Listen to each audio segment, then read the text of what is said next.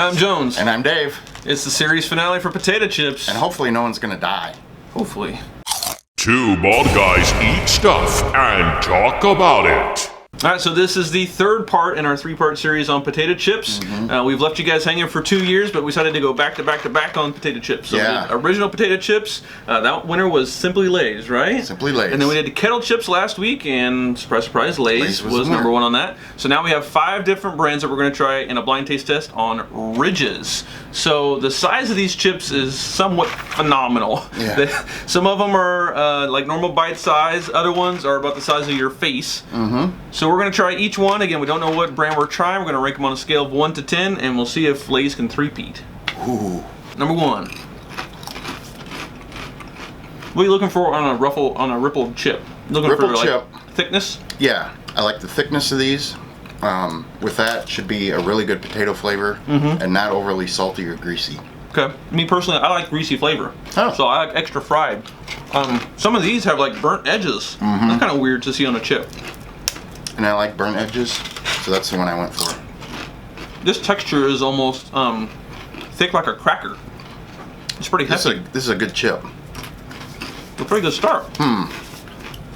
the more I gnaw on that chip, the better it gets. That was a really good potato flavor. Just enough salt. All right, number 2.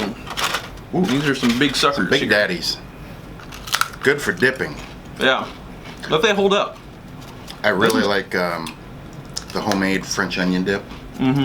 This one's a little softer as far as texture. Not quite as thick. Not as hard. Not crunchy. Saltier, for sure. Saltier, not as much potato flavor. Wonder if that is the oil that it's fried in, or if it's It could be. potato. Less tater. 7. Going down 1, yeah? Yeah. Number 3. This one looks a little bit thicker again. Pretty light and airy, though. It has a different crunch to it, which I like.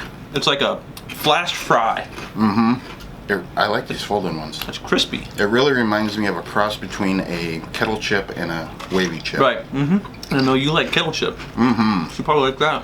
I like the light texture to it. It's not heavy. No, it's very. It tastes like it'd be a real thin chip, but it's not.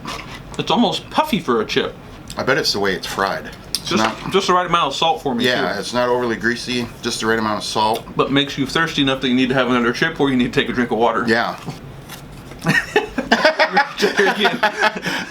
Wow. That's an improvement over what we had so far. It was, yeah. All right, here's the boats. Yeah. Thick as your face. No, very crunchy one.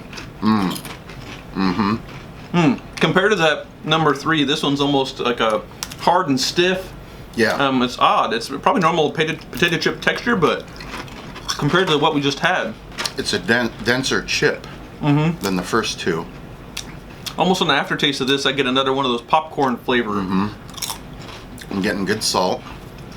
I think this one would be really, really good with dip. Yeah. Definitely hold up to it. A little bit of grease. That's good. Little fakies. Man, you have to break in half. Man, look at this thing. This is another one that you want to keep eating. Much different taste profile than the one we just had. It's like if you're in the mood for a different kind of snack. Yeah, they're totally different. I could keep eating this one over and over again, though. I could too. You could probably eat the most of these. Yes.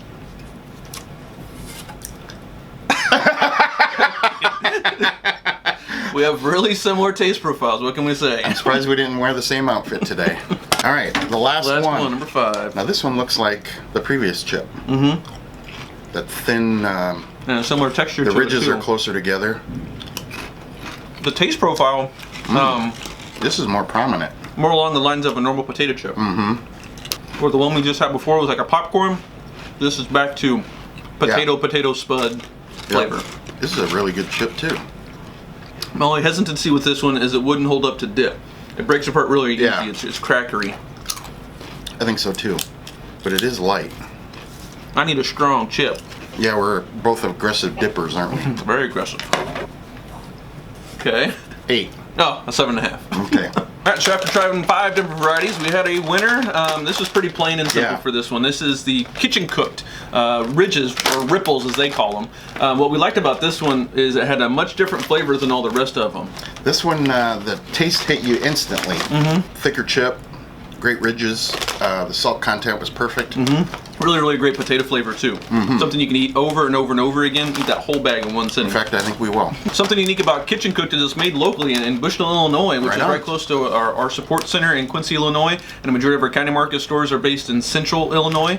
So it's basically a local product. Yeah, and if you haven't had it, they have some great flavors. Give them a try. Number 2 was Ruffles.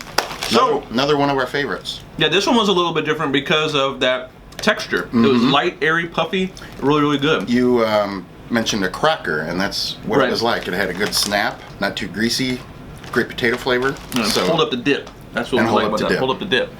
But so that's our 3-part series on potato chips. Whether you like it original, you like a kettle chip, or you like the ridges, we got something a little bit for everybody. Do a taste test at home for yourselves. Let us know what you guys like, because there could be other flavors, other varieties that we didn't try today. We try to carry all those that were in most of our county market stores. Yeah. But there could be something that we missed. There might be a hidden gem somewhere.